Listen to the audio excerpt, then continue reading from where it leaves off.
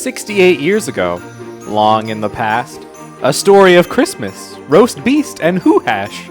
Theodore Giesel, his heart full of rhyme, wrote a Seussical poem, an anti-consumerist chime. Scrooge-like, the hero, a small-hearted Grinch, stole Christmas in boxes and bags, 'twas a cinch. But on top of Mount Crumpet, Grinch heard on the wind the Who's down in Whoville sing their Christmas morn hymn. His heart grew 3 sizes, you know the story. But little Ronnie Howard seemed to think this was boring. Crude jokes, he declared, are what this story needs, and slapstick and romance and sleighs at high speeds. Then the minions all shouted, we'll give it a shot. We've done it before, we've done it a lot. What's the big difference, they said in accord, between what Seuss did back then and what we've done twice score? We'll have Sherlock Holmes and Mrs. Potts, Keenan, Pharrell, Pentatonics, the whole lot. And so, my dear listeners, sit back and relax while we talk about movies, Christmas joy, and red hats. Swallow in self-pity, stare into the abyss, solve world hunger. Tell no one, just as dinner with me. I can't cancel that again. Wrestle with my self-loathing.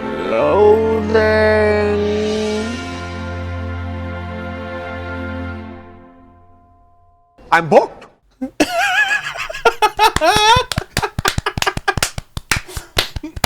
Welcome to the In Over Our Heads second annual Christmas special.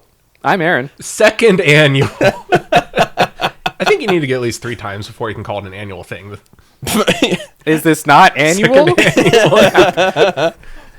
It's happened twice now. Over Our Heads holiday special, the sequel. This is the In Over Our Heads holiday special 2. Electric Boogaloo. I'm Hans. I'm Zach. Do kids get that joke anymore? Do kids get that ref? I think the reference is Electric Boogaloo. I think it's just that is the reference. But I don't even know if they know. I don't know if kids know that. Because here's the thing. I'm doing it already. This is like the worst I've ever done so far and going off on a tangent. We're not even... We had some fighting off pod about what this is, but it's the second annual Christmas special. I'm Aaron. Hi, I'm Zach. Welcome to our Christmas special sequel, How the Grinch Stole Christmas. I'm Hans. 2000. Hans, you can introduce it as the Christmas special Junior. I don't understand why we have to get into semantics again. Wait, it's the second one. Wait, what did they do for a I Christmas wasn't even the one that was upset about this. It was Zach being pedantic as usual. No, wait. They just did... You had the Christmas story back in the day, and then you had like a Christmas story or a Christmas story Christmas or something like 20 years later as like the legacy sequel. This is the Christmas special. Yeah, there we go. Even specialer. Special harder. My God. Next year is Christmas special with a vengeance. It is Christmas special with a vengeance. If you couldn't guess from our cold open, we will be talking about How the Grinch Stole Christmas. 3 different installations of adaptations of Dr. Seuss's How the Grinch Stole Christmas, which variably advertise themselves as a reading of, or an adaptation of, or inspired by How the Grinch Stole Christmas. I don't really know how to guide this conversation other than... Can I ask a question first? Yeah, sure. Go for it. I want to know the order. So we're talking about How the Grinch Stole Christmas, 1966. Yes. How the Grinch Stole Christmas, 2000 with Jim Carrey, and The Grinch from 2018. I want to know the order that you two watched these 3 movies. I watched them in that order, in release order. Yeah. Okay. That makes sense. Zach? I watched the original animated and then The Grinch, and then I saved How the Grinch Stole Christmas 2000, Ron Howard, Jim Carrey for last, because that's actually like the main... We're reviewing 3 movies, but that's like the main... That's the main one, so I saved that for last. Right. Okay, so we have a completely different order for all 3 of us, because I went The Grinch, and then the 1966 animated adaptation, and then... Interesting. How the Grinch Stole Christmas, the movie. The last one. I don't think it's the right order to watch these, but somehow you chose the only wrong order. Yeah. Yeah, that sounds like the correct judgment that you would give me. Do we want to give just like first impression, like just what's your impression of each of them? We never done three of them like at the three same movies, yeah. time. Three of them at the same time. It's too much to juggle. Yeah. Okay. It's a lot going on. So I would just want to point back to the 1966 animated short film. It's 23 minutes long. Yeah. I had it in my head this is way longer, but I haven't seen it since I was a child, so it probably felt way longer than it is. What is everybody's first impression of it? I think it is charming, heartwarming. It feels like someone is just reading the book to me, which that's basically what it is. That's pretty much what it is. It's a classic. That was a staple in my household growing up. That was like part of Christmas morning for me with my family, as it was with pretty much everybody when it was on TV. It has like a really special place in my memory of hanging out with my family on Christmas morning. Yeah, I mean, obviously, of course, we all know it's brilliant. I gave this one 4.5 stars. It's just so nice, so charming, doesn't overstay its welcome, kind of like a Peanuts holiday special. Where you touched on how short it is, but it's like you just watch and you can just be like, oh, okay, well, now let's go on about our day. Let's open presents. Like you could fit it anywhere into your Christmas. I will say, I agree that it is a lot like having the book read to you, but I think I do want to give a shout out. It was directed by Chuck Jones of like Looney Tunes, and I think it does manage to have texture to it.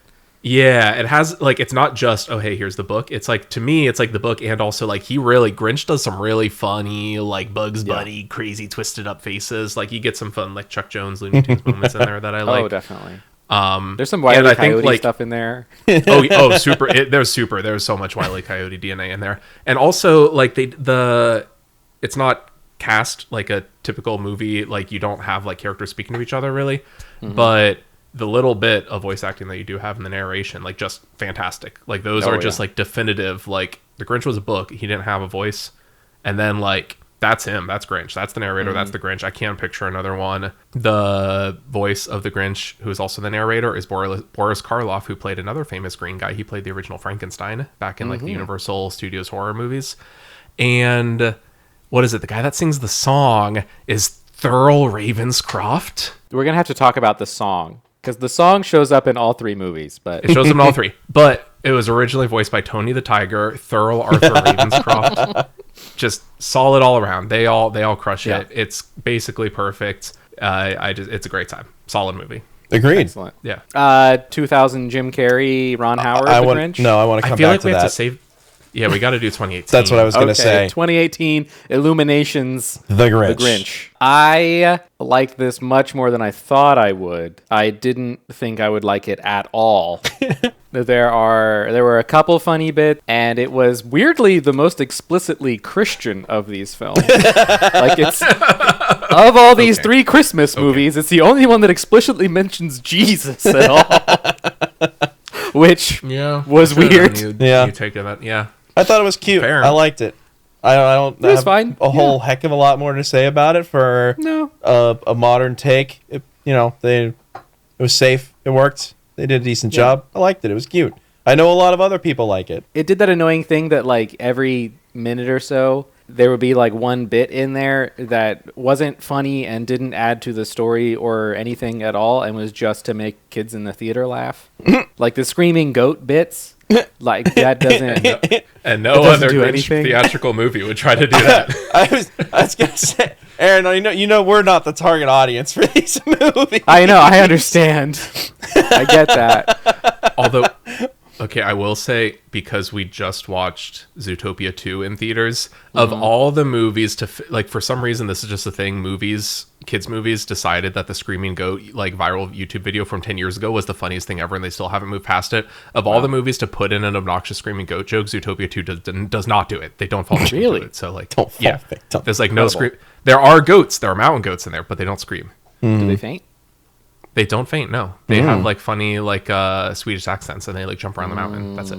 Yeah. So you've been scouring the entire time that we've been talking about this one. So go ahead and give us your thoughts, Zach. Yeah, okay. I just had completely the opposite reaction, I guess. I watched this back when it came out in theaters in 2017, 2018. This was a movie pass flick for me because I was just seeing every single thing that came out in theaters. And I kind of remembered it as what you described, like, oh, that was fine, that was safe, 3 stars. I don't feel a strong reaction to it. It's cute. Rewatching it, I like couldn't stand it. Like I disliked it so much more than I remembered. It was so much worse. Why? So there's some like significant problems with it, but yes, Yeah. The main issue is like, hello, look at me. I want to be taken seriously. I have opinions on film. And it's impossible to talk about my critiques of this film without sounding like Super Mega Weenie Hut Jr. Like, I'm glad you recognize that. oh yeah, because I'm watching. And so here, the main thing that I'll say, the two critiques are, it's called The Grinch. He's not the Grinch. No, okay, Like- okay. I want to come back to this. Put a pin in that. The Grinch is I not in 100% this agree. movie. I 100% agree. Yeah. This is the Grink or whatever. Like, this is just another green thing that's not the Grinch. First of all, No. my second critique is that with both of these theatrical releases, post-original animated movie, like we said, it's like 20-some minutes long for the original, so you got to hit that hour and a half mark to be a real movie to come out in theaters. So they both have to add basically an hour of stuff. Yeah. Yeah, they got to be the Paul Blart to make it to theaters. You can maybe get away with a 125 for like a shorter movie, but they both have to add basically an hour of stuff to fill out their movie. And they both do that in very different ways. A couple similar ways. They both have like the Grinch goes down to see the town and gets annoyed at people. That goes off in very different directions for both of these. But the problem is the core essentials of the Grinch is he lives up on his mountain, hates Christmas. The Who's are obnoxious because he hears their noise. He plots to steal Christmas. He makes his disguise. He goes down and steals Christmas, has his change of heart, and then returns it happy ever after. They And sing, Cindy Lou Who is like the catalyst. and that's the Grinch. That's all you need for the Grinch. So the problem with the Grinch 2018 is that entire hour that they like, it doesn't necessarily have to be useless filler. No. You can maybe try to give the Grinch a tragic backstory that relates to the mayor of the town. Like, so in my head, the live action one was worse and the 2018 one was safer. But weirdly enough, the additions they made, I think like the live action one does a lot to actually root them into the characters and their decisions and the actions they make. And then the ones in the 2018 Grinch film have no consequence, have nothing to do. Like, you can remove that hour and not change anything. So while I'm watching, I'm like the entire time, that's not even a long movie. It's an hour and a half, but the whole time we're like an hour in and I lean over to my wife and I'm just like, we're like, this was 2 minutes in the original animated one that we just hit. Like he doesn't decide to steal Christmas until 45 minutes in. I'm like the original 1960 version finished. You wait another 20 minutes and that's when he decides to steal Christmas. So I'm just bored with everything that they added, but this is why I feel Super Mega Weenie Hut Jr. because like, okay, let's even take Fred the fat reindeer, because in the original one he doesn't have the reindeer, so he puts the little antler on his dog who he goes on to steal Christmas. And this one they introduce this fat reindeer, but it's really weird because they almost introduce a typical plot that you would see in a movie like this, and then they don't. Typically what would happen, he meets this fat reindeer. God. See, this is why I sound so Super Mega Weenie Hut Jr. It's a I'm like, kid's movie. Keep going. The Fred the Fat Reindeer plotline didn't have any stakes and really fails in the third act, emotional payoff. I didn't feel the denouement. What should happen is they have like a falling out. Yeah. And then, Fred the Fat Reindeer forgives him and comes back and helps him at the end. That's what happens in a Exact. kid's movie. But in this one, he meets the Fat Reindeer. They just kind of hang out. And then he's like, oh, you have like a wife and family. Sure, yeah, go hang out with your wife and family. Like they don't have the conflict and then reunion. He just kind of comes back at the end, but there was no... That is very important. And I'm going to divide this episode into 2 sections. But Oh my God. But yeah, this is why I feel Super Mega Weenie Hut Jr. So I'm just like, Are you ready to be Super Mega like Weenie Hut Jr. here? I didn't realize. It's gonna get really bad. I didn't realize this Yeah. is where this was going. I thought we would like, spend oh, 2 no, minutes but- on the but original, the 2 minutes on the this one, and then emotional we stakes- talk forever about the horrible 2000 Jim Carrey one, and that's We're all gonna I get wanted. there. We're gonna get We're there. gonna get Don't worry. there. I'm just saying here that very serious movie critic hat, like the way they do the characterization of Fred the Fat Reindeer really doesn't have the emotional payoff, slam dunk that it needs to. Kids don't I'm a need serious emotional person. payoff. Take me seriously. They No, do. Hans, They no, deserve Hans! it, Hans. Wait, hold on. I need to rein myself in. Got a little heated there. Because here's the problem with every kids movie is there are good, well-made kids movies, and there are bad, poorly made kids movies. And every time you try to critique a bad, poorly made kids movie, people say, oh, well, kids they're stupid. They don't know any better. They don't need good movies. That's not what I said. Children rise to the level of their expectations. Children rise to the level of their... Children can watch The Iron Giant.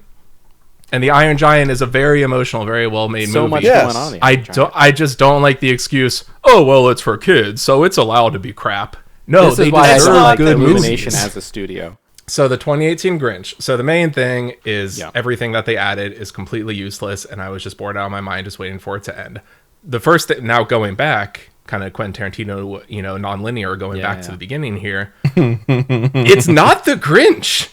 That's not the Grinch. Hold on to that. We're gonna. That's one of my sections. 2018 Grinch. I gave it I think in my mind it was like a 3-star movie from 8 years ago, and I watched it. It dropped down to like a 2-star movie. I was bored out of my mind. It sucked. It was. I don't think it was safe and boring. I think it was offensively bland and not worth my time. And I'm sad. And I will rewatch the 66 version. I will rewatch the 2000 live action version. I'm not going to watch this one. Okay. Oh, I'll watch the live action one once a year. That's good. That's in the rotation. Okay, so this brings us to the live action. Just impressions of the live action.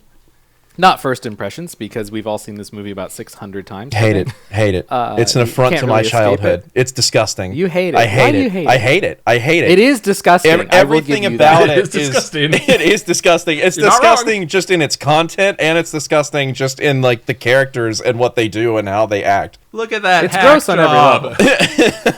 You're 8 years old and you have a beard. No, this movie is an affront to my childhood and everything that the original stands for. I hate it. I hate everything about it. I don't typically care for Jim Carrey's whole steez, the character that he plays in a lot of his movies, and that's not a critique on him. He's very successful, and a lot of people very much love those movies. It's just popular character. Yeah, it's just not that he plays in a lot of movies. Yeah, it's just not my thing. But something about this movie, he goes into overdrive. It's Jim Carrey on steroids, playing Jim Carrey on steroids. It's so challenging to watch, and I really don't like it. And that they try to draw it back as it's inspired by this classic story and at the time a modern take on the original animated adaptation. Oh my god, I hated it. I hated seeing it. I hated watching it as a kid. I hate watching it now. I can't begin to tell you any more than I already have how much I dislike this movie. Wow. I like this movie. What a surprise! I mean, this is what sparked this whole thing. We talked about this in an episode just a little bit ago. Now, it's not that it's a great film or anything, because it's not.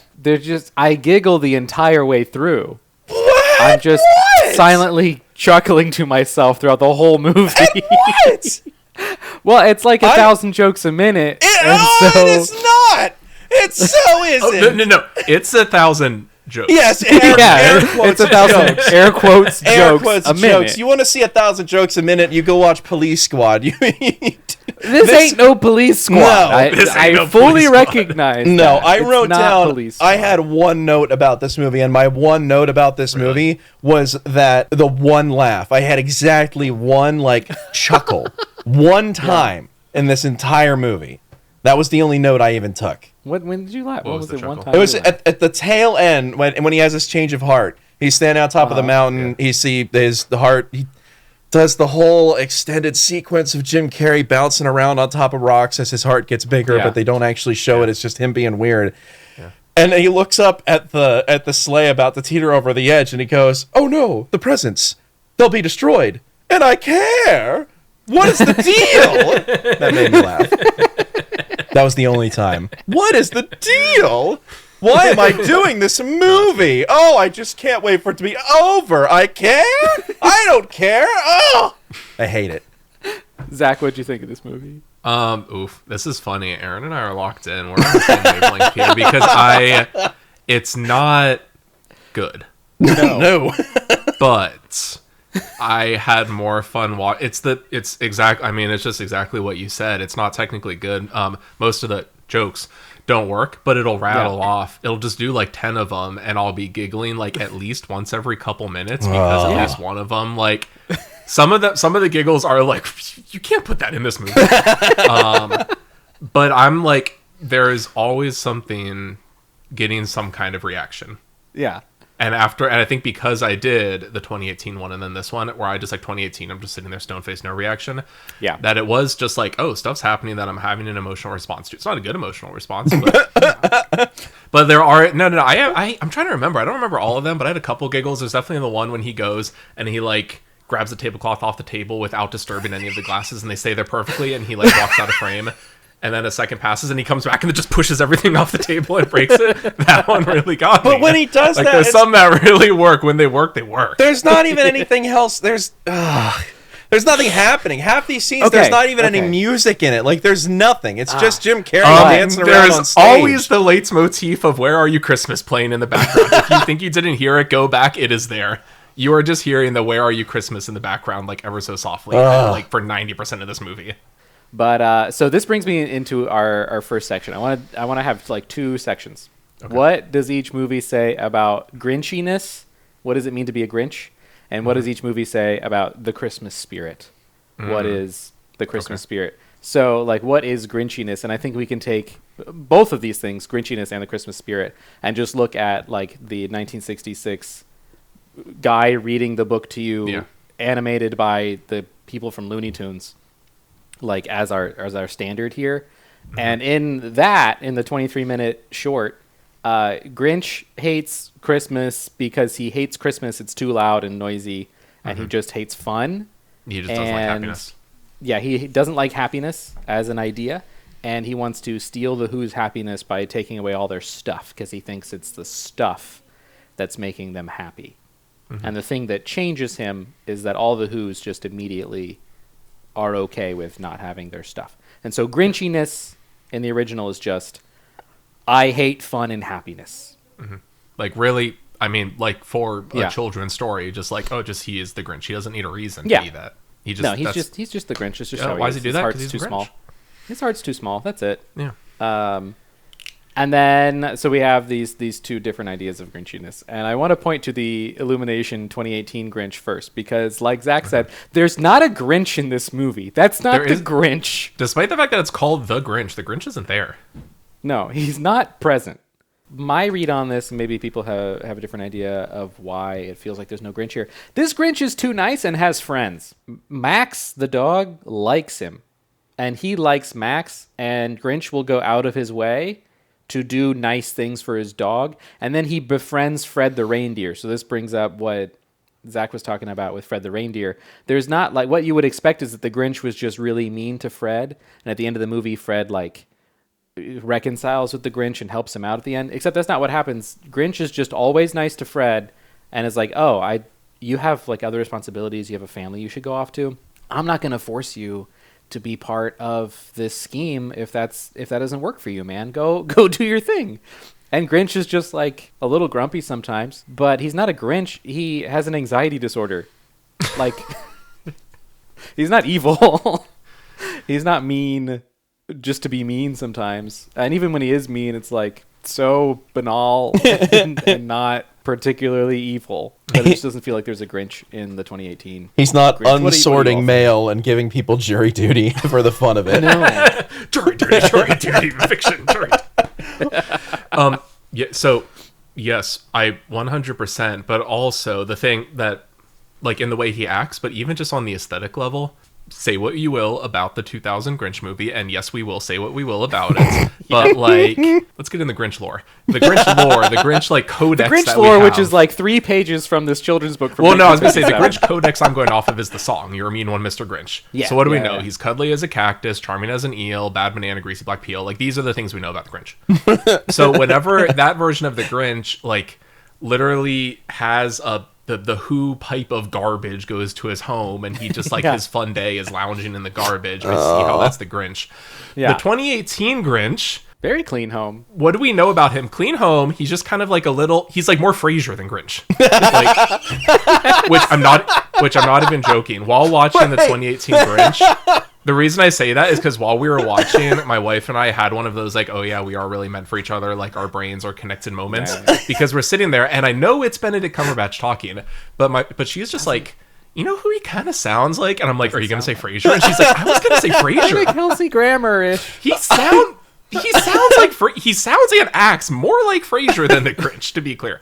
Like, we're watching, like, mountain castle fortress thing that he lives in the 2018 Grinch is like, I'd live there. That's really nice. That's like his apartment with the view of Seattle. But, like, even just on the aesthetic level, the fact that, like, in the song, it's like he has vile termites in his smile. This dude's got, like, shiny white. This dude's got like veneers in 2018 Grinch. Like he doesn't even look dirty. The thing that just got me is I'm Showers watching every this day. and the Grinch, like he has a really fancy, intricate, like overly particular way of making coffee, and he listens to Brockhampton. And that's not the Grinch. That's Zachary Weiberg. I have fancy, particular ways of making coffee and listen to Brockhampton. That's not the Grinch. No, he's not That's Grinchy. me.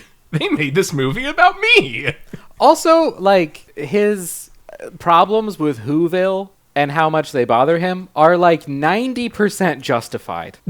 That he's just like trying to live his life, and his home is literally shaking and plaster is falling from the ceiling as they're carting in their 300-foot tall Christmas tree right by his house. Also, this is not the most important thing, but very disappointing. They make a big deal about them carting that tree in, and then he doesn't even do anything to the tree. I was expecting that he would steal, like in the live action one, they have a giant tree that he like lights on fire. But I'm like, he could like steal the fact that he's like, ha ha ha, I took everything from the village. Now they won't be able to celebrate Christmas except with their giant 500-foot tall skyscraper tree with all of its decorations still perfectly intact. So that's like they still have more Christmas left after he steals it than a real place would have at all. That's my favorite part about the original animated adaptation is when he takes the tree from like the town square, where he opens it up like an umbrella and then shuts it. It's perfect. Yes. I love that. Makes me laugh Very every Looney time. Tunes. The fact that they add the 5-minute scene of them flying this tree in, and then he doesn't do anything with the tree. Again, Super Mega Weenie Hut Jr., he doesn't steal the giant comically large tree, but like this is a very serious problem with the movie. You will take me seriously. This is a serious critique. And also, like, they make the Grinch in the 2018 Grinch too sympathetic. Like, he grew up an orphan in this crappy orphanage that apparently didn't celebrate Christmas, and so he always felt ostracized from his community, and now he, like, lives in the mountains next to the town that he grew up in that he doesn't like. He never moved away. Nobody, like, treats him terribly, but the town doesn't care about him at all. Yeah. And, like, He doesn't have a community. There's no community for him. He has And one he annoying also, neighbor. you, like, watch him as he accidentally gets stuck in a crowd, and you, like, watch him have a panic attack. And it just made me feel really sympathetic for the Grinch. Not like, oh, this is such a bad guy. It's like, no, he has, like, a mental condition and needs help. Like, this man needs assistance. He's not a villain. He doesn't need to be, like, radically transformed in heart. He needs assistance. Well, and like you said, so this is a thing to compare real quick. I won't linger on it, but this and the 2000s, something they both decide to do in fleshing it out and trying to make this into a feature-length movie is they give him the tragic backstory. Yeah. But in the 2000s one, I'm not saying this is Casablanca or whatever. I'm not saying this is, the greatest thing ever written, but his backstory relates to the other people he interacts with, and it influences the way they all treat each other. In this one, the backstory happens. You see this, like, flashback, and then it's like, oh, okay, anyway, moving on. Like, it doesn't tie in to anyone or anything. It's like you said, Aaron, just everyone in the town's like, oh, yeah, that's a Grinch. Okay. A lot of people don't even seem to know who he is. He's just a guy. Yeah, no, he's just like a guy that lives outside the town. The guy that lives on the outskirts of the town really loves him. To do grocery shopping. Yeah. Like, he does have a friend in town who's really nice to him all the time. Yeah, like literally just, it's Kenan Thompson knows him, and that's it. Yeah, so what does the 2018 movie have to say about Grinchiness? Nothing.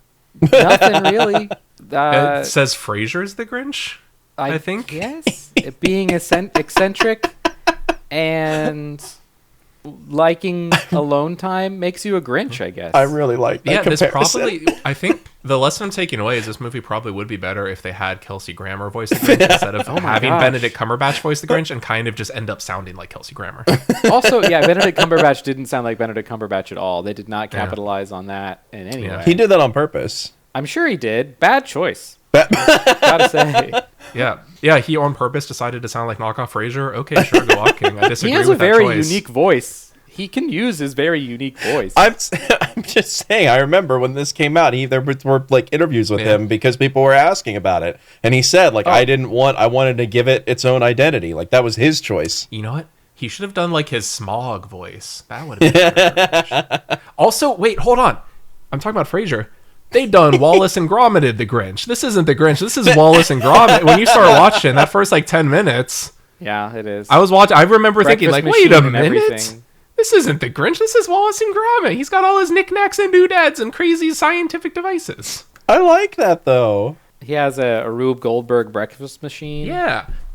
Like, well, you know what, Hans? If you like that, I got a good couple animated flicks that you should watch that also can fill you with the Christmas spirit. You should watch some Wallace and Gromit flicks. I like Wallace and Gromit. Also, speaking of Super Mega Weenie Hut Jr., oh no, this kid's movie, I'm a very serious critic. Yeah, the like single mom, I'm just such a good daughter and all I want is for my single mom to have an easier life, and then that just gets addressed in like the fun little end credit scene of the Grinch's devices helping her out. Really, the emotional payoff, I'm glad they structured the entire emotional core of the movie around that and then barely addressed it at the end. Great, excellent, 10 out of 10, solid flick. Hey, moms are heroic. Sure, yeah. I think it's very funny to use that for 20 minutes of film content and then just kind of in the credits show that the Grinch is helping out. Sure. Because they don't want to commit to making them a couple. It's not like, oh, Grinch is my new dad. I was The waiting for it. The I was waiting 2000s for the movie Grinch was to brave be your enough new to do dad. that. We chickened out here. He just kind of gives her some of her Wallace and Gromit devices. I was During the really credits. waiting for it. It's Like all good movies do. It's not a post. They resolve- yeah, they it's resolve during, the like, tension. the initial credits. An after credit scene would be better than just during the credits while you're reading the after names. credit Oh, he scene. gave her the machine that makes coffee.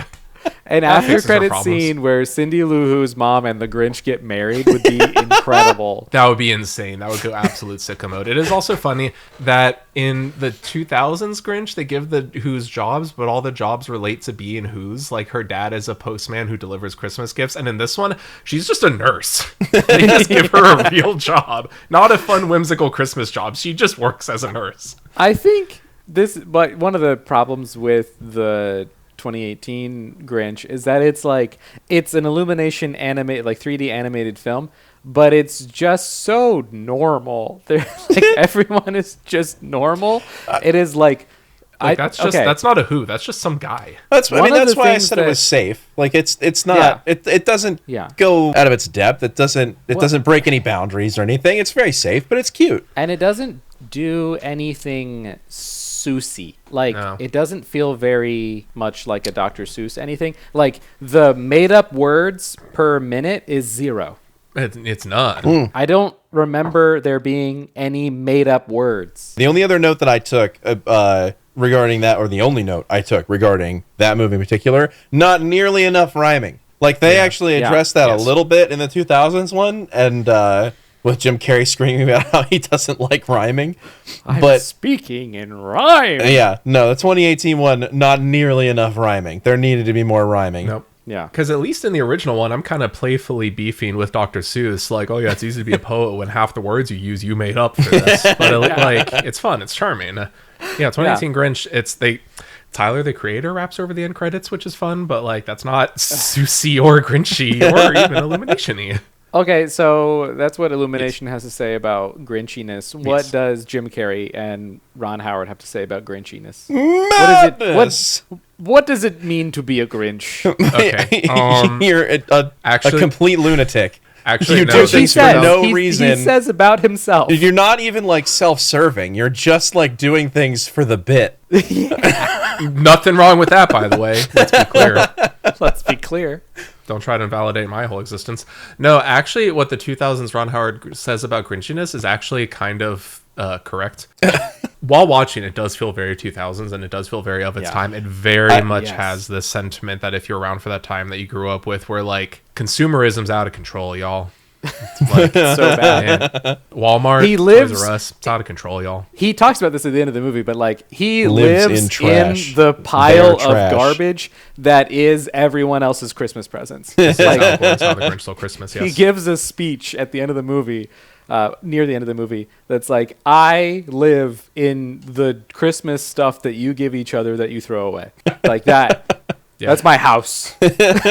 And it's hard to describe because that is still a sentiment, obviously, that's important now. Like the way that you can just order cheap stuff online from another country it's worse and then now. get If we bored thought of it was it bad and in throw it out 2000. 10 minutes later. Yikes. Yeah. Like, it's not like that problem went away. This just goes about it in a very early 2000s kind of way that you just had to be there. If you know, you know. Can I want to throw something out there.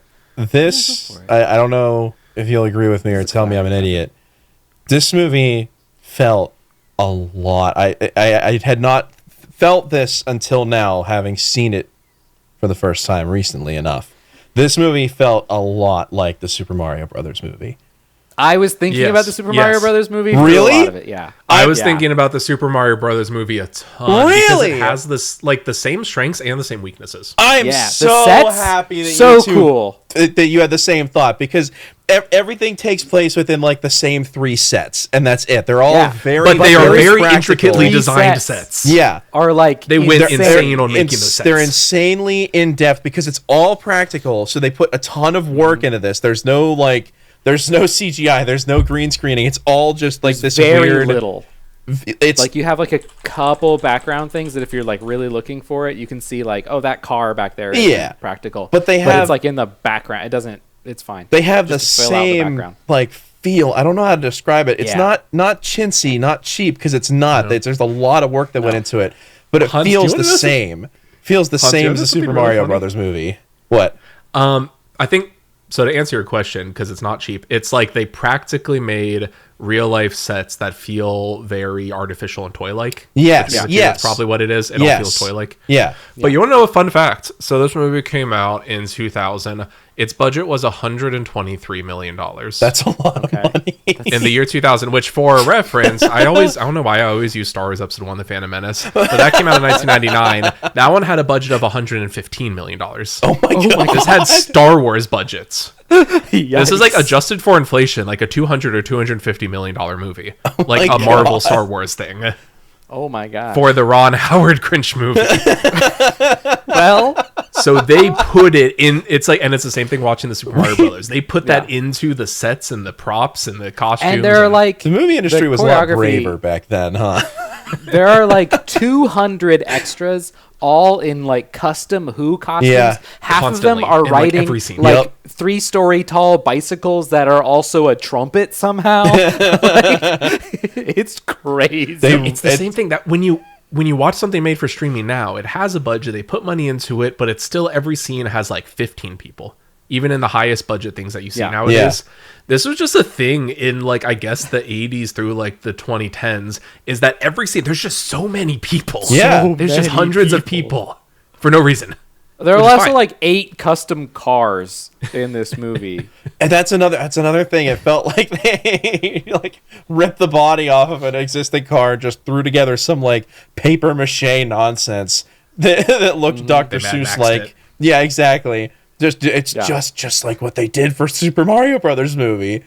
Yeah. It's that there was a lot of that was pretty much the only thing going through my head in this one. No, we all agree 100%. But what does this movie have to say about Grinchiness? Is it's just kind of hating the rampant consumerism of the early 2000s is the vibe I get. Rebelling against it so hard that you like dedicate your life to eating the garbage, literally consuming the stuff. The movie opens with him eating an onion and rubbing it on his armpits. Yes. And like he like an apple. He's just eating an onion like an apple. He eats a glass bottle. He swallows. He sits down and opens it. He looked like he's gonna drink the bottle. He just chomps off the neck. Yes. Like he swallows a bolt. Like he heats it up like he's going to use it to build his sleigh and then eats it. Like he is literally a consumer. Like the metaphor can't get the not just trash, but like the Who's trash, the stuff that they consumed metaphorically, he consumes literally. He doesn't get more literal than that. He goes through their trash, brings it home, and then eats it. He gets excited. He's like, "Ooh, there's some good trash in today." Yeah. Which when you're watching that, like happens pretty early on. That like, the movie starts. We're like 2 minutes in, and he like just grabs an onion and chomps it like it's an apple. And after watching the 2018 Grinch, where he's like drinking espresso, that I'm like, this Grinch is a guy that would have termites in his smile. And I'm like, this more Grinch per Grinch, I would say. 2018 Grinch would never eat an onion, let alone an onion that like still had the onion paper, like onion skin on the outside. It's a good point. He goes shopping because he's out of food. Yeah. Like goes to a supermarket. Yeah, and he goes to like a Whole Foods. He goes to Trader Joe's. And like he's a jerk while he's there, but like he pays for everything and goes home. Like it's not, he doesn't feel very Grinchy. 2000 Grinch, Jim Carrey Grinch, that's a Grinch. That's like they treat him like he's the Yeti. But yeah, so I think Grinchiness is like he's a recluse almost to the point of being myth. Yeah. He lives in the trash of this society, and he like is bitter, and also has a personal beef with the guy in charge of the town. So like even in the abstract and in the personal, like just he hates the Who's. Christmas. He hates Christmas itself. 2018 Grinch hates Christmas because it's incidentally related to his feelings of being alone. Like he hates every day. And Christmas is because people like to get together on Christmas and he doesn't get invited. He feels particularly bad about Christmas. But it's not like if there were any other holiday where people got together, he would hate it. But it's like the 2000 Grinch hates the gift giving specifically, and also he like hates the Who's overall. And in this one, you have much more of like a fictional. Their entire society is Christmas. Yeah. So like he just like he hates that their festivities in general. And this is just the peak manifestation of them at their most annoying on this like particular season. Anything else about Grinchiness? Kind of. I have something else to review. Yeah, go for it. A fourth thing to review. So we're here to review. This is the most reviews per review. We're reviewing 3 movies here. I'm here to review 3 movies and 1 McDonald's meal, actually. Oh my God. Surprise. Oh no. Classic So Zach. my wife and I went, and This is what they it means to be have the the Grinch meal at McDonald's. This is peak That's radio classic right Grinch. here. That's Dr. Seuss Grinch. This is Dr. Seuss Grinch that they're using, for the artwork. Yeah. Yeah, peak radio. So I'm holding up the meal. Not very fun for you to look at. But we went and we got our Grinch meals while we sat down and watched our 2000s Ron Howard Grinch, which a weird thing. So on the box here, it's like definitely Dr. Seuss or like 1960s Grinch. In the commercials, they're not officially, I don't think they're like actually using like this particular 2000s Ron Howard Grinch, but they have a person in a costume that's very much meant to evoke this. Oh. Like they're kind of leaning into both. Huh. So I'm here to review the 2025 McDonald's Grinch meal and what it means about what Grinchiness is. What this means about Grinchiness is actually, I was just doing this as a joke, but there is really a nugget of something here. Did you get nuggets? So the Grinch meal, as a summary, is your choice of a Big Mac or chicken nuggets, fries, a drink, and a pair of socks in this box. Okay. I will point out it is not a Happy Meal. These socks are useful. To be clear. An adult meal. This is made for adults. Wait. What? Really? It's you get a Big Mac. It's not a Happy Meal. You get a Big Mac or a 20-piece chicken. It's a grown-up You didn't say that it was a 20-piece chicken. I thought it was like one of the little boxes. I didn't know. I thought this was a kid's meal. No, this is not the Grinch kids meal. This is the Grinch meal. This is for this is for men, not boys, Hans. That makes it even worse. That's this is for adults. The message of this movie, the message of the story is anti-consumerism. McDonald's is like, we're going to market the hell out of this to people who would understand why that's a problem. I think it's worse to market it to people who wouldn't understand why it's a problem. Maybe it's equally bad. It's just more funny. I don't know. I don't know. There's context there that I was missing. I don't know if this is on purpose, but it is metatextually pretty funny that as a Happy Meal, the kids meal, you get a toy, and then the adult meal, you get socks. Like, like, you grow up and you just get socks for Christmas. Am I right? No, you gamble for some socks. My super American fat moment that I had is that on the sign they show a Big Mac 20-piece chicken, the pickle fries, and the drink, and I thought you got all of that, so I was disappointed when I got up to the drive-thru window and it was a Big Mac or a 20-piece chicken. I was like, what the hell? And that is my that's my American opinion. The actual main thing to highlight is the fries. They have what are called it still smells. So what they have it's a bag of McShaker fries, and they give you pickle salts, like pickle flavored salt. So you get your McDonald's fries, you put them in the bag, you put the pickle salt in there and shake it up, and it is not around, y'all. Like, if anyone in your house, like, it doesn't matter what room, if I'm down in the basement and I'm making these fries, you're smelling them. The house smells like pickles. Like, this was like a week ago. Obviously the food isn't here anymore. I just have the wrappings and the accoutrements. This still smells like pickle fries. This smells really strongly like pickle fries.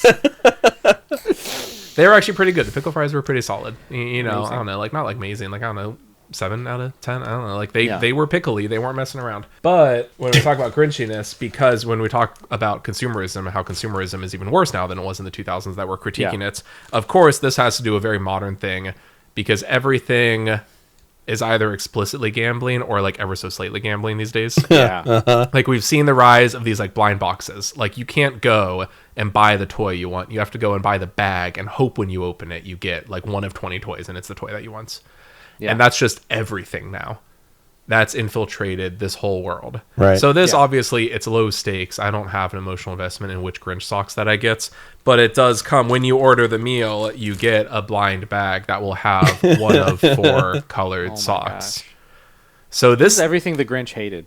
So I was kind of, as a joke, oh, wouldn't it be funny if I also review this Happy Meal? But when you ask me what the Grinchness is, and we talk about, you know, the anti-consumerism and the trash and like, you know, the waste, the decadence, it's this, that it comes with a blind bag purchase of, I mean, they're, I don't know, I'm not offended at the fact that they're socks, but yeah, the fact that that like, as soon as you know it's in like a plastic bag, you're like, that just has to be what everything is these days. You can't just buy something. You got to get a loot box and hope it's what you want, you know. So they can hopefully try to encourage you. Don't just come and buy 4 meals because then you're going to get repeats. You got to buy a 5th and a 6th and an 8th if you want to get all the socks. You know, just the 2018 Grinch, which had nothing, no message, no critique, no fun theme to unpack, was just completely bland, saltine cracker nothingness.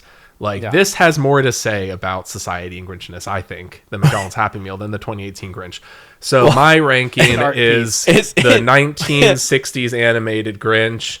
Then actually I'm gonna put the Happy Meal and the 2000s Grinch. They're tied. They're like the same. They're on the same level, and then 2018 Grinch below that. So there we go. My 4 reviews per review, more reviews per review than any review podcast you'll listen to outside of this one. This is why you come here. You thought you were getting 1 movie review. You're getting 3 plus a meal. 4 reviews in your 1 review. We got to juice those numbers. Wow, that's really so. That's what that's what the meal has to say about Grinchiness. I don't think it has anything to say about the spirit of Christmas. We'll see. It's really, really funny that your rankings are much more based on the message that these movies and the Happy Meal have versus just your enjoyment. Although I guess your enjoyment of them could be very much affected by that.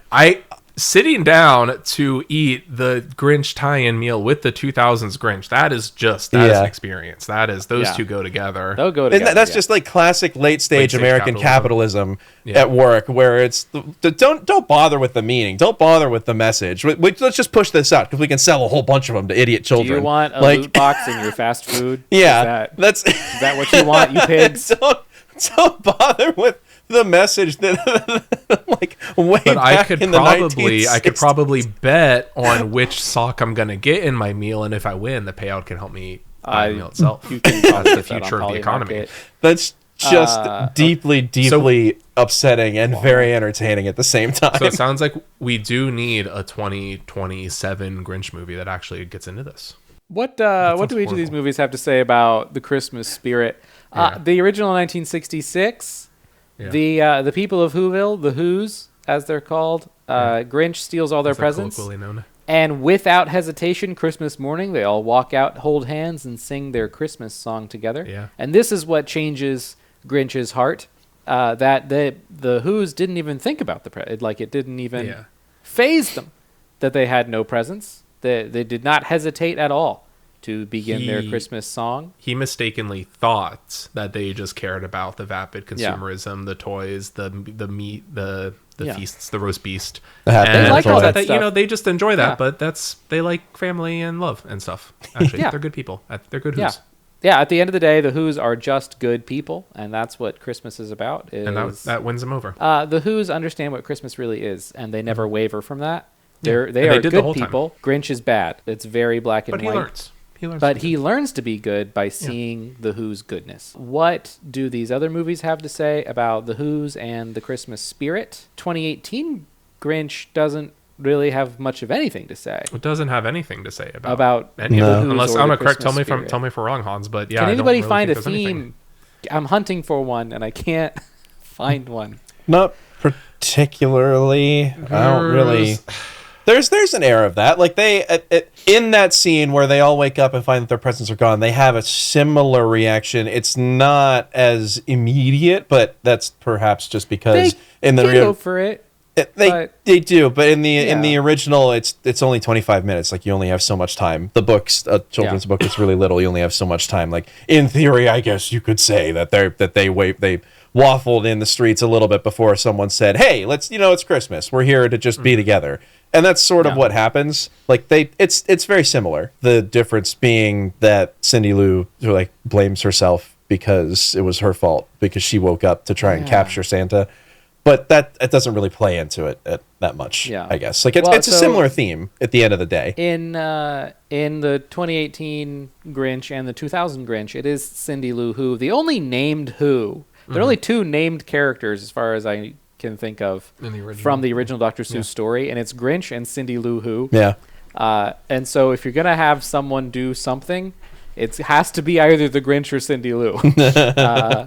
And so if there's anyone who's going to teach the Who's the real meaning of Christmas, it has to be Cindy Lou Who. But in the original story, nobody has to teach the Who's the true meaning of Christmas. The whole point is that they already knew the true meaning of Christmas and that you could not steal Christmas from them. And they get into that in the 2018 version. In the 2018 one, like, there's more dialogue people get over involved. it really quick. They're upset, but they get over it within a few minutes. And it was like, okay, you know what? Let's still have Christmas. Yeah, we all got robbed in the middle of the night somehow, but let's still have Christmas. Zach, what do you think? You have your tongue out like you're thinking. Well, because I'm just like I started classic thinking pose, by the way, sticking your tongue out. I started doing the comparison in my head of specifically of the Cindy Lou Who component of it. Yeah. Because in the 1966, she wakes up, he tricks her and gives her a glass of water. She goes to bed. That's it. Nothing. She's 2 years old in the original. Yeah. And in the 2000s... they don't have a complex conversation about the meaning of Christmas. No. And I'm not trying to jump ahead, but in the 2000s, her actions very much are like she sees the Grinch not expressing this like Christmassiness. He's expressing Grinchiness. So she tries to invite him. It goes wrong at first, and like people blame her, and there's like, that kind of whole thing going through. And I'm really racking my brain in the 2018. But in that one, she really just says like, she kind of blames herself for a second, and immediately everyone's like, no, honey, it wasn't your fault. And so... And then the Grinch immediately shows up and says, it's not your fault, it's mine. Yeah. But like, I'm trying to think, because she has a connection to the Grinch. She's trying to build this relationship and bring him in the 2000s one. In the 2018 one, she doesn't even know it's the Grinch. She's concerned about her mom working too hard. She has like no connection to the Grinch that I can remember.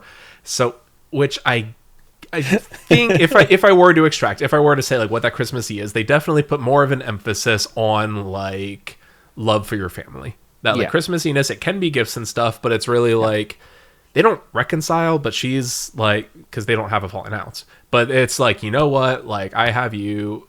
It's really funny because she has Cindy Lou Who and 2 kids, and at the end she straight up says like, no, Cindy Lou Who, you are the most important thing to me. And I'm like, well, okay, those other 2 kids, I guess they ain't worth dude. She's like, you're my favorite, you're the reason I do all this throughout the whole movie. So that part did make me laugh. But I guess if I were to say what the 2018 film has to say about Christmassiness, it would be valuing your family and understanding that it can be difficult and you make sacrifices, but it's all worth it because of family, and that's what matters. That's also what I would, would just in a close your generous eyes reading extract from it. And think hard enough, all your problems will go away. And you will no longer have anxiety disorders. Yeah, if you kind of become buddies with the nervous weirdo up the mountain, he'll bring you a new coffee machine, and everything will be fixed. Yeah. That's what the 2018 has to say about Christmassiness. Anything else on 2018 Grinch? No. Okay, Ron Howard Grinch. Yes. What does it have to say about the Christmas spirit? So it does like something completely different from... It diverges the most from 1966/1957 Grinch. From everything. But I think by doing that, it has the most to say. The Who's and the most suck. They're all a bunch of They're jerks. Terrible. The Who's are bad. They're run by a corrupt mayor. I do like the mayor's just doing bits the whole time. He's just like, okay, now time to nominate somebody for this award, and I guess if no one wants to be nominated, it'll have to go to me. I don't want it, but If I gotta get the award for best Christmas guy, I guess. When he proposes to the woman that he's known since childhood, who's in love with the Grinch, he proposes to her with this massive By the way, diamond. that's the thing that happens in this movie. I don't think we talked about it, by the way. Yeah, that does happen. It's very funny. When he proposes to her with this absurd, like, Who-esque diamond, which is really, like, Seuss-esque diamond, which is really fun. Like a triple-decker diamond. Yeah, he also brings out a car and says, generously you get donated a new by car. the taxpayers of Whoville. A new car for you, only if you say yes to my marriage proposal. Okay, this had something to say about the 2000 songs. Yes. Also, they recreate a scene from Hunchback of Notre Dame right before that. Which, I don't know Yeah, why. they recreate the scene from Hunchback of Notre Dame before he recreates, like, The Price is Right / the Oprah Show. Like, it's just it's doing bits. It's doing references. Yes. But yeah, I mean, what it says about Christmassiness as opposed to the other two, in this one, the Who's are wrong. The Who's need to Who's learn are their lesson. Oh, yeah. Cindy Down Lou wrong. Who is pure of heart, and she knows it the whole time. And people get Yeah. mad at her because she almost inadvertently ruins Christmas by bringing the Grinch in. Yeah. But then Actually, he has a change of heart. Cindy Lou talks to her dad, Lou, which apparently in Whoville, all of the women, their name is their first name plus their father or husband's first name plus their father or husband's last name. I don't know who came up with that system, but it's Lou That wouldn't Who fall apart after 2 generations. and Cindy Lou Who. Cindy Lou Who asks her dad, who's a postman, what the meaning of Christmas is, and he tells her, looks her in the eyes, straight up says presents. Yeah. Buying stuff for the people you love. That's the meaning of Christmas, and he cannot conceive of any meaning beyond that. The Who's in Ron Howard's Grinch are terrible. They're horrible. Completely vapid. No They don't deeper. actually like each other very much. No. They There's a lot- consistently use each other for their own It's almost enjoyment. kind of like a Whole bunch of Verhoeven jealousy. version of the Who's. Yeah. Yeah, It's Dr. Yeah. Seuss by Paul Verhoeven in a way. Cindy Lou Who's mother is at odds with their neighbor because they don't have enough wait, lights on wait, their house. So wait, she guys. starts stealing traffic lights from the city just to have more lights on their house. Wait, Yes. guys. Paul Yeah. Verhoeven. Okay, anyway, yeah. Thanks. That was worth it. Thank you. Yeah, no, they all suck. They suck. Except Yeah. Martha May Whovier. She's great. Christine Baranski. She's, like, vapid, but, like, doesn't want to be. No, and she is actually much kinder to everyone Yes. around her than like most Who's. It almost feels like they are putting the expectation on her. You're just the dumb, vapid bimbo. And she's like, I don't want to be that. I want to have a deeper interior meaning. She likes nice stuff. She Yeah. likes having a fancy home. Having the and most that's lights. She cool. but when she pulls out the Christmas string light machine gun mounted turret, Yes. just that's iconic. That's a moment. That's like I was waiting for that scene. How's the house look? 10 out of 10.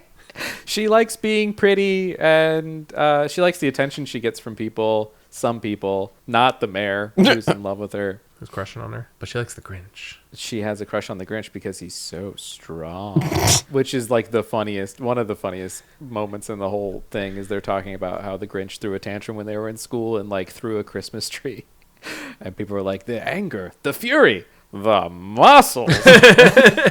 Well, yeah, because both Christine Baranski, who plays the older Who, and the Landry Albright, who plays like child Who, they are just like they kind of nail it. They are both like you Yeah. can tell, like just looking at their face, that they Yeah. want Grinch. That's all they want in this world is Grinch.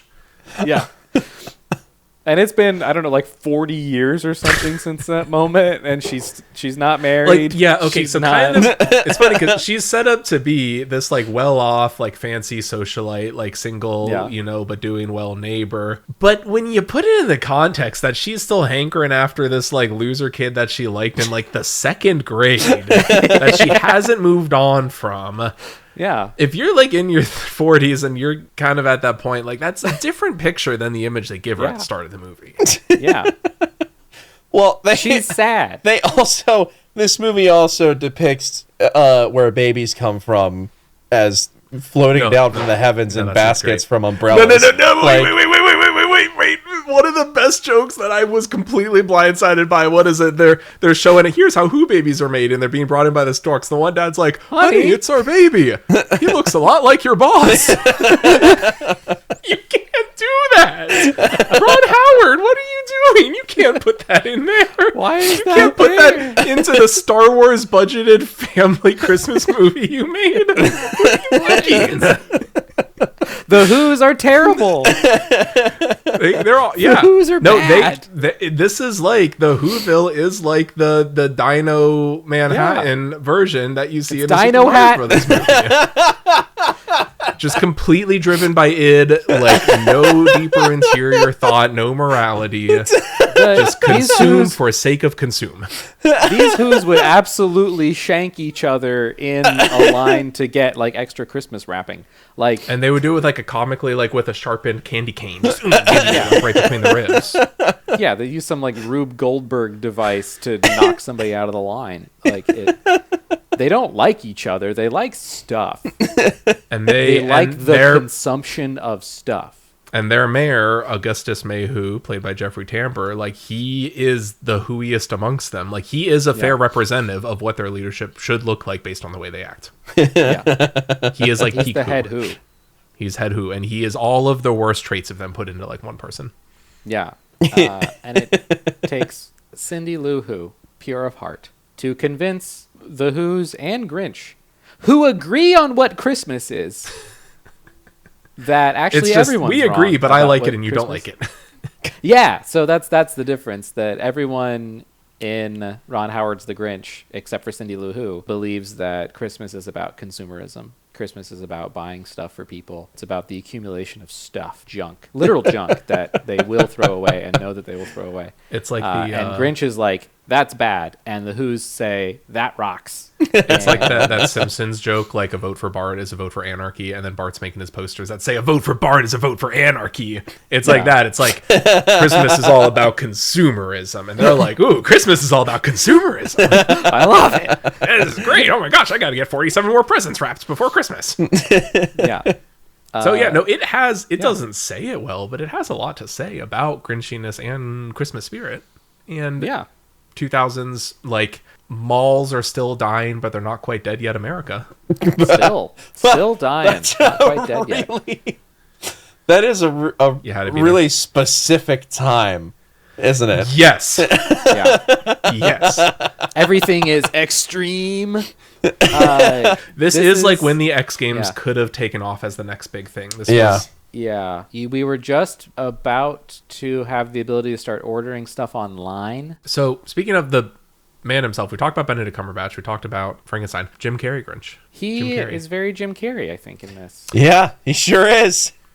Zach is going to disagree. Please. Well, no. I'm not going to disagree. It's just he's very Jim Carrey, but like just, I think unfortunately a lot of his weaknesses, like the one thing that I kept thinking about was that Jim Carrey has like 20 faces. He can go ooh and like do all these faces, and then by the time they got all of these prosthetics on him, he only has like 3 faces.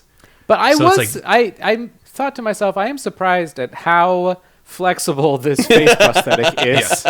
But it still limits him. It still pulls it. Like Yeah. Jim Carrey is about physical comedy, and then they put him in a giant yak fur covered bodysuit and With like a fat prosthesis. suit attached to it. So it's- he's a bit limited. He's not Ace Ventura in this. No. He can't do half of the moves Ace Ventura can do. Do you want to know something absolutely He has wild, like though? 3 rows of teeth in his mouth. Yeah. Do you want to know something crazy? Go for it. We need to link this in the podcast. I'm not going to like read the whole article. I'll just read you like one portion of it. We'll put this in the link for you to read. I mean, this isn't a surprise. I'm sure you could tell just by looking at this. But Jim Carrey's experience on the set of this movie was actually horrible. I was wondering when his eyeballs were going to fall out. He's wearing like yellow contacts the entire time. Yeah. So And you can see the red around the contact. Yeah. So he describes His eyes that are they wide made, open. it's made out of the suit was made out of super itchy yak hair because of his long Oh, you fingers, weren't he couldn't, joking. like, scratch his face or touch his hair. Yak hair? He had fake teeth put in, and then he had Yeah. full contact lenses that covered his entire eyeball, so he could only see through like a tiny tunnel in front of him.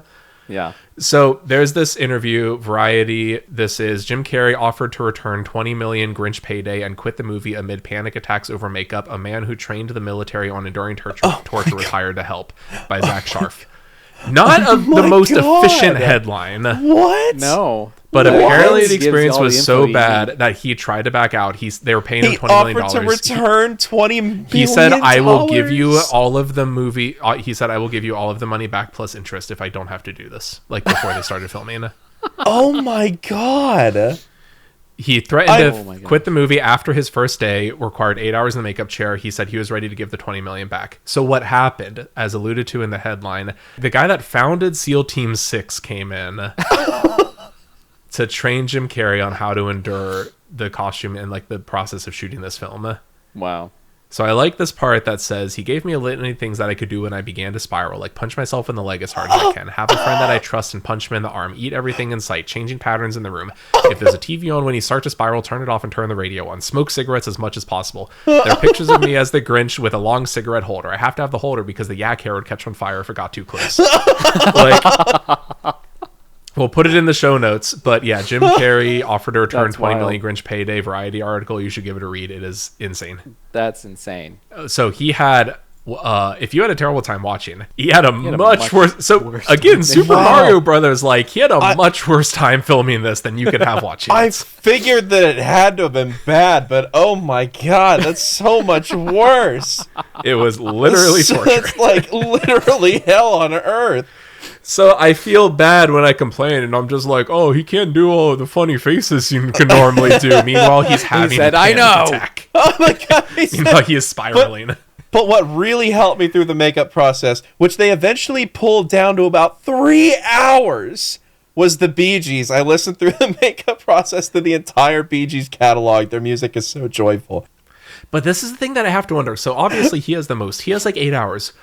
But when we talk about like the budget and the production and the spectacle of this movie, the fact that like every character other than Cindy Lou has like some kind of prosthetic and makeup She on does her face, that would too. take It's time. a lot more subtle. Yeah, but she has like a yeah, little bit yeah. of a nose thing, and she has these big buck teeth. Yes, that they are- all have faces. Yeah, everybody She has a little fake nose thing. teeth. Some of them have a really aggressive nose thing. Yeah. Yeah.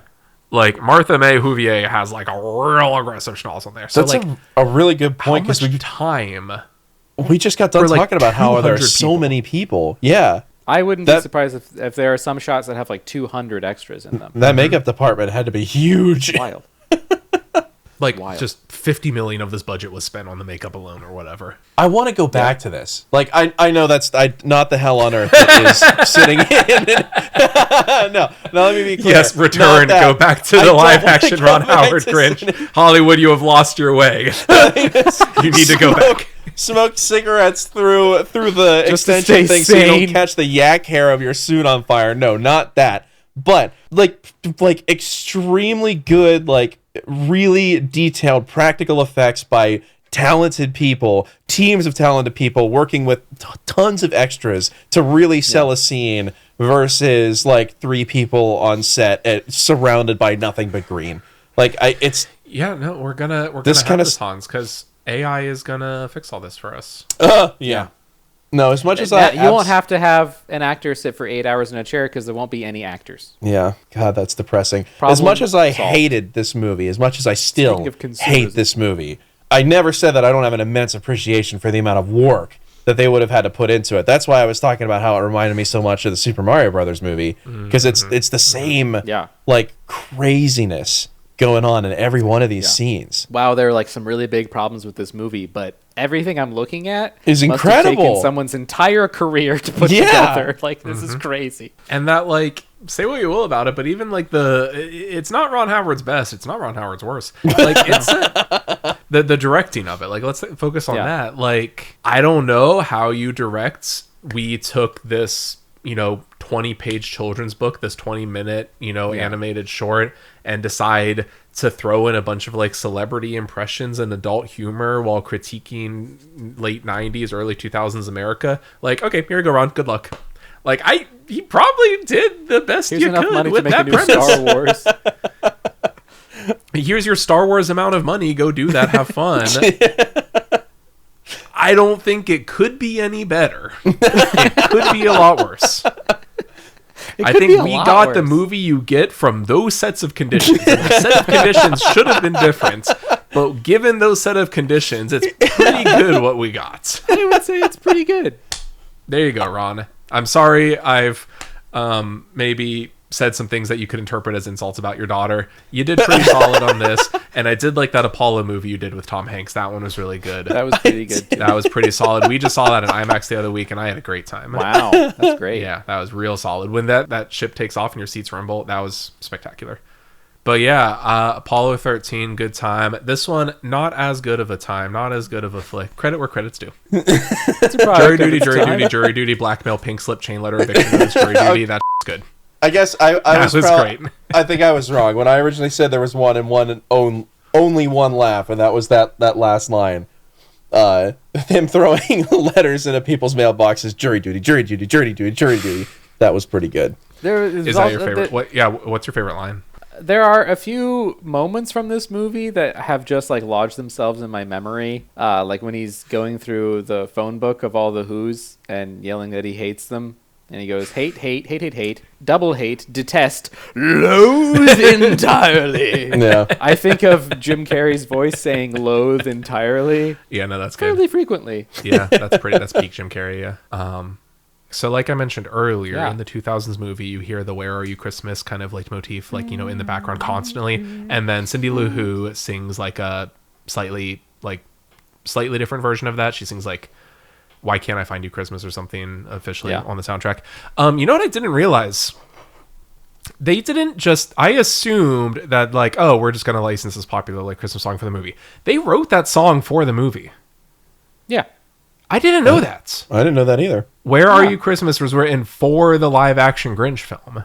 This was they had Star Wars money. They had they had Star Wars money. You are correct. It's so obvious. I should have known that the Where Are You Christmas song, the like fourth worst Christmas song that you have to hear constantly every single year, was written for the live action Grinch movie. Yeah, clearly, so obvious. No, this was two of these three movies created Christmas classic songs. Now, one of them is of significantly higher quality than the other. Right. But Where Are You Christmas is still a Christmas classic song. A Christmas classic song from the year 2000. Yeah. But no, yeah, I had no idea that. I don't like Michael Bublé music. Written by Mariah Carey. Is I hate it. So they made it so much before worse. Before anybody goes on a rant, Too late. if you could have your Jim Carrey at the beginning of the final act of Ron Howard's The Grinch anti-consumerist rant, how would you give an anti-consumerist rant to the Who's? If I were in that position, what I would do, I would have one of his weird contraptions that like sucks up all the garbage from his home and dumps it back into Whoville through that big pipe. That's have all their stuff back. You can have it all back.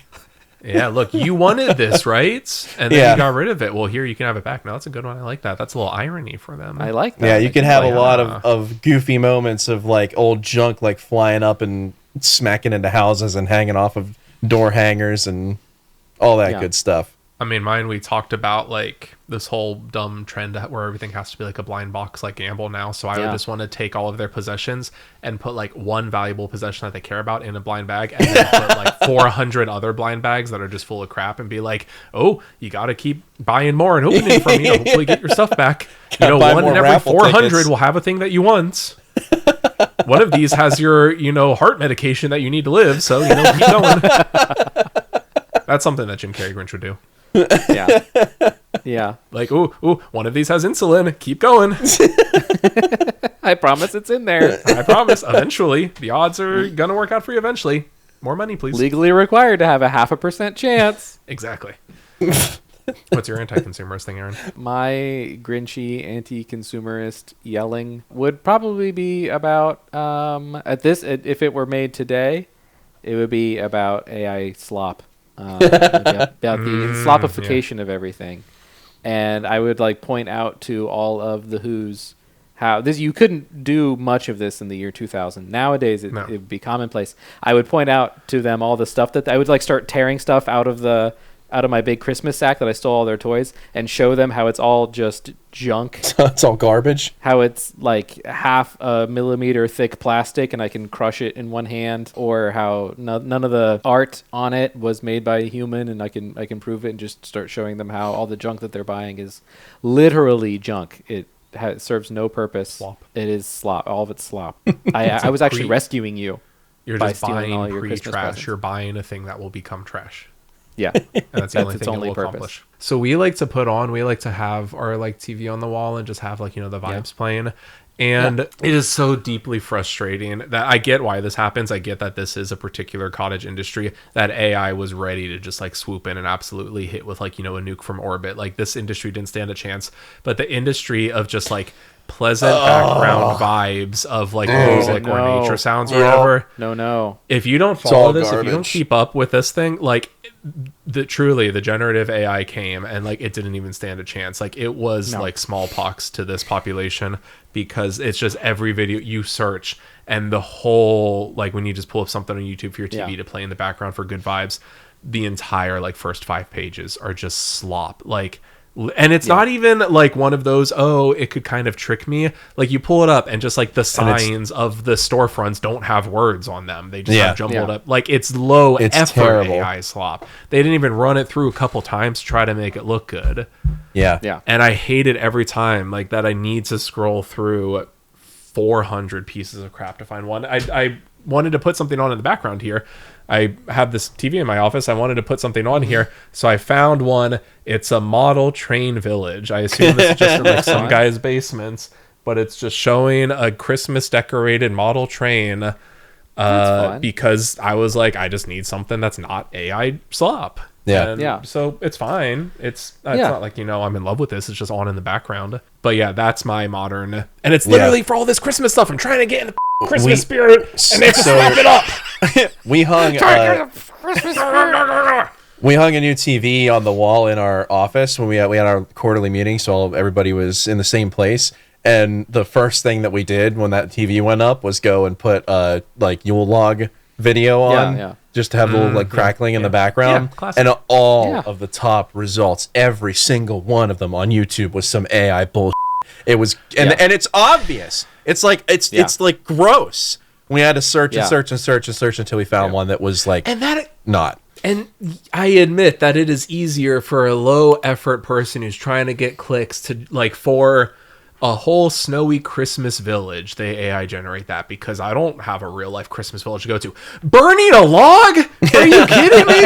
A piece of wood? You can't just film a piece of wood. It's less convenient to AI generate that.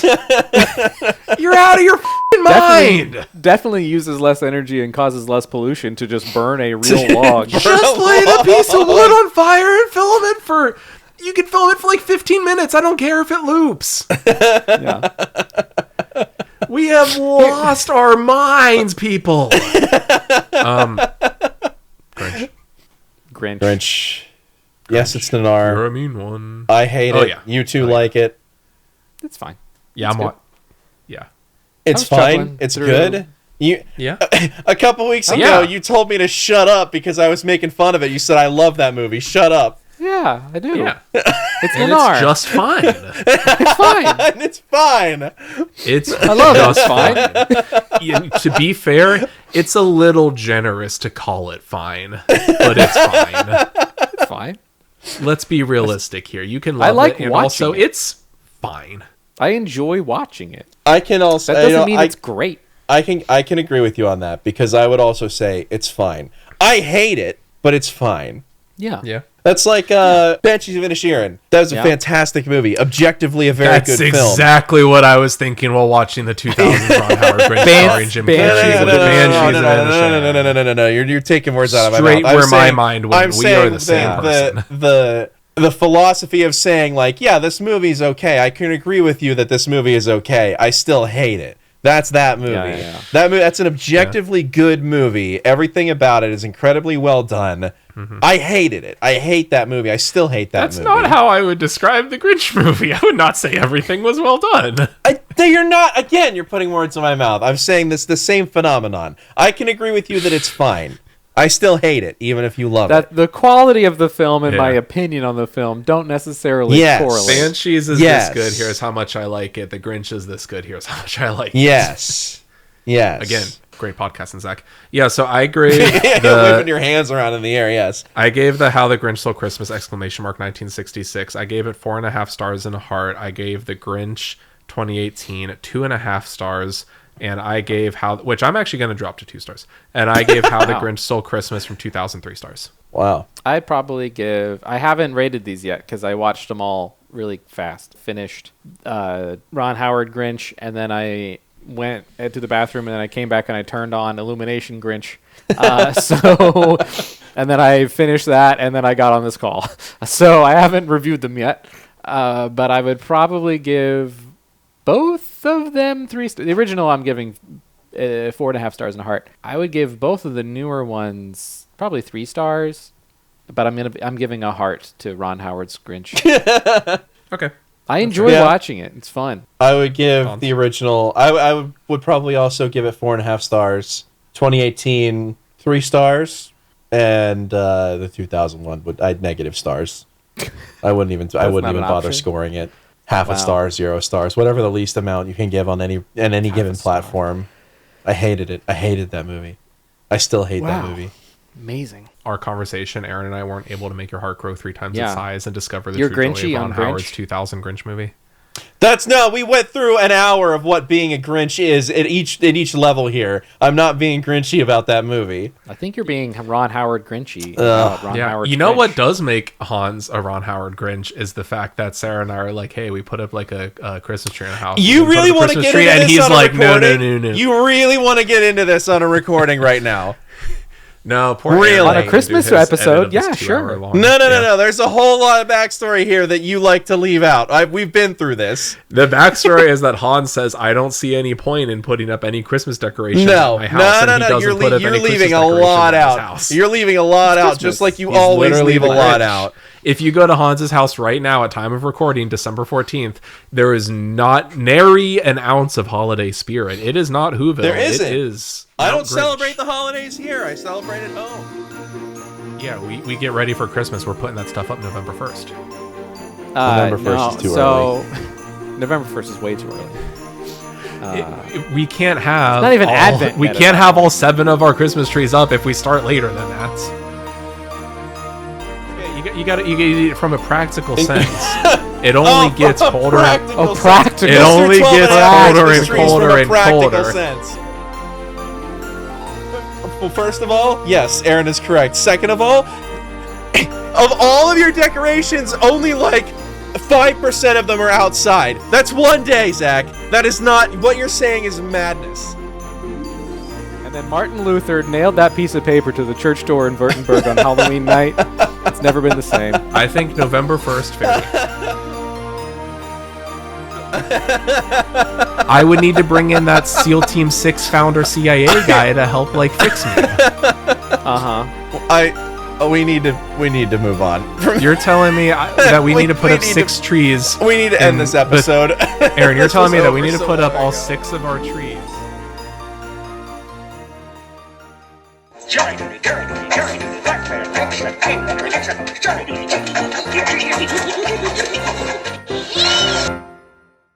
Hey, honey! Our baby's here! He looks just like your boss. Where are you, Aaron? Why can't we find you?